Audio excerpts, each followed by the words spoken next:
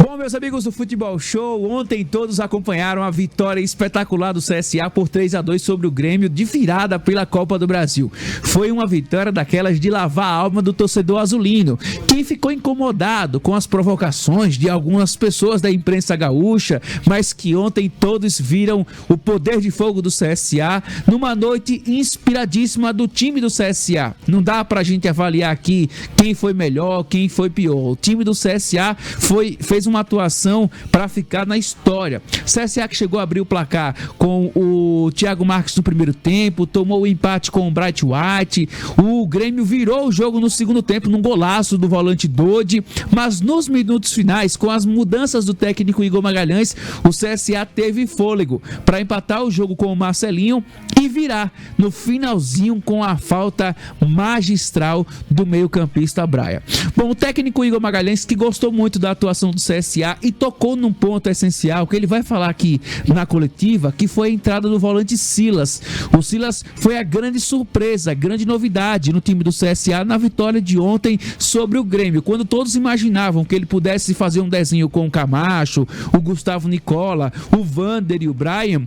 O técnico Igor Magalhães surpreendeu a todos e veio com o Silas como uma novidade, um jogador que deu muita sustentação ao meio campo e participou muito da construção ofensiva da equipe. Vamos ouvir agora o Igor Magalhães aqui dentro do Futebol Show. Boa noite, mais uma vez é um prazer falar com vocês. A gente tem que ter humildade e entender que só foi somente um jogo, né? A nossa ideia principal era chegar no confronto decisivo, que é em Porto Alegre, vivo. Nós nos condicionamos a isso, né? E eu acredito que foi um grande jogo. Os atletas cumpriram muito bem aquilo que a gente tinha como combinado para entrar para campo, um time muito rápido, um time intenso, um time bem consciente, um nível de maturidade bem importante propriamente dentro do jogo. Você vê jogadores se entregando no seu limite para conseguir esses objetivos que a gente tinha combinado. Enfim, não só porque foi a vitória, mas eu acredito que foi um grande jogo das duas partes.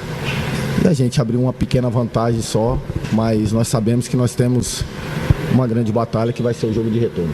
Eu queria que você falasse sobre o Silas, que você escalou de primeira hoje. Tem algumas coisas que vocês não vão adivinhar, né? Por mais que vocês tentem, vocês nunca vão aproximar daquilo que às vezes eu imagino, né? Mas é um cara que merecia essa oportunidade, né? Que ele vinha trabalhando muito bem. A gente tinha a condição do que ele nos oferta para o jogo, de fazer um lado esquerdo muito forte, né? E ao mesmo tempo daria um pouco mais de proteção também para o Enzo, que a gente também sabia que o Mano poderia explorar ali, né? Se ele conseguiu visualizar os jogos passados, eu sabia que ele ia colocar um atacante de velocidade ali em cima para às vezes ficar no duelo com o João Pedro, fazer 2-1, onde a gente sofria em alguns momentos na Série C. E a ideia do Silas, por ter uma bola parada forte, por ter uma energia muito forte pelo centro do campo, um jogador bem maduro, um jogador bem lúcido, de muita confiança, um jogador que vem crescendo dentro dessa trajetória dele junto conosco. E o momento dele chegou e eu acredito muito que ele fez um grande jogo. Vou deixar claro assim, vamos lá. Lógico que a gente fica com uma sensação muito positiva do que nós fizemos dentro do campo, mas só foi somente um jogo, gente. É uma situação do que nós pensamos ali propriamente dentro do jogo. O jogo pedia um pouco mais de velocidade, principalmente em cima do Marlon, que é um jogador que estava sobrecarregado já, se falando em parte física. E aí a gente tentou sobrecarregar, tanto é que o segundo gol saiu do corredor direito nosso, onde a gente tinha, principalmente com o apoio do Felipe, né, que vem crescendo a cada jogo, que vem mostrando uma consistência importante. E o jogo pede essas variáveis propriamente dentro do jogo, né? Essa questão da velocidade, a questão de ter mais um homem incomodando o Marlon ali, com a aproximação principalmente do Brian naquele setor, saindo de fora para dentro, o apoio do nosso lateral dentro daquele setor e o nosso preenchimento de área, que eu sempre estava cobrando do lado oposto para pisar um pouquinho mais na área, que essa circulação de bola, principalmente na frente do Volpe, ela seria importante e ia sobrar no pé de alguém. E essas coisas são situações que a gente já vem trabalhando há tempo, né? E hoje eles foram muito felizes nas ações. Eu quero conotar todo o mérito aos atletas, porque eles foram sensacional daquilo que nós cumprimos como meta para esse jogo, né? Mas eu mesmo, quando a gente entrou para dentro do vestiário, nós fechamos o nosso momento de oração ali, eu já também conotei para eles que agora só foi somente 90 minutos, nós temos mais outra batalha, e não tirou nada do favoritismo do Grêmio ainda, mas o que nós tínhamos combinado entre nós era tentar chegar vivo na segunda partida. E eu acredito que nós estamos nessa condição. Cada um tem a sua crença, né? Eu sou um cara bem religioso. Se vocês repararem muito bem, antes dos jogos, antes de começar a partida, eu entro em campo, eu tenho as minhas crenças, né?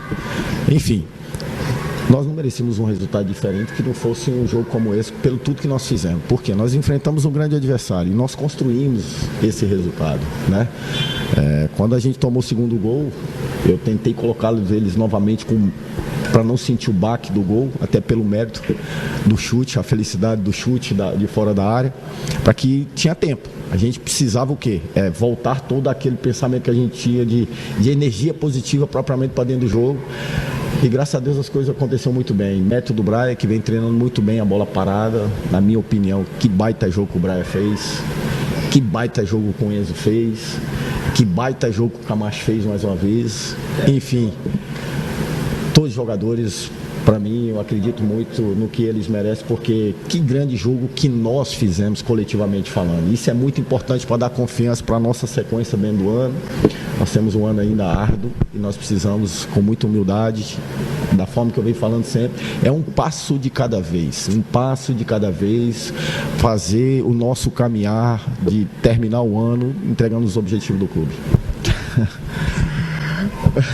Estou saindo com a sensação de meia-noite e 20, com o Grêmio passando pela minha cabeça, os flashes do jogo passando pela minha cabeça, as tomadas de decisões rápidas, tudo sendo simultânea e parece que tem um computador dentro da minha cabeça.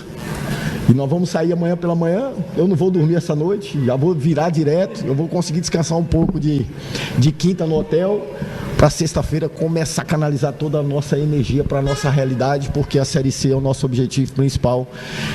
Eu tenho uma preocupação muito grande para esse jogo, porque é um jogo num campo diferente, é uma logística diferente, nada fácil.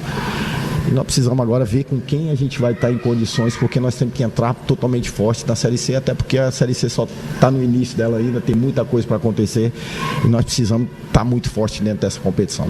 Tá aí, portanto, o técnico do CSA repercutindo um pouco mais essa vitória do Azulão sobre o Grêmio do jogo de ida. Lembrando que o jogo de volta entre Grêmio e CSA em Porto Alegre acontecerá no dia 20 de maio, às 9h30 da noite, lá na Arena do Grêmio. O CSA que tem a vantagem de jogar por um empate e, se o Grêmio vencer no tempo normal por um gol de diferença, leva a decisão para as cobranças de pênaltis.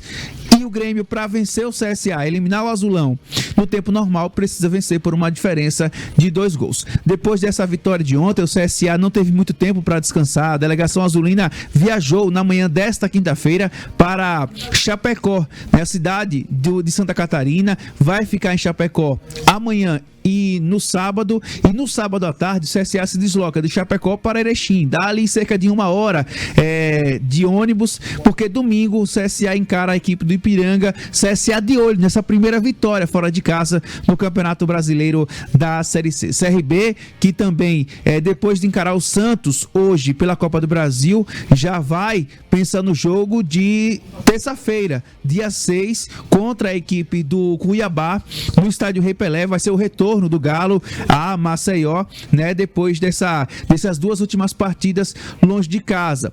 Foram jogos importantes, né, contra o Atlético Paranaense, contra o Paysandu e contra o Santos, e agora no dia 6 o Galo vai ter o reencontro ao lado de seu torcedor no estádio Rei Pelé pelo Campeonato Brasileiro da Série B. Amanhã, logo cedinho, a partir das 7 horas, dentro do Jogo Rápido, nós vamos trazer novas informações do CSA e do CRB na nossa programação esportiva. Um forte abraço a todos e uma ótima noite.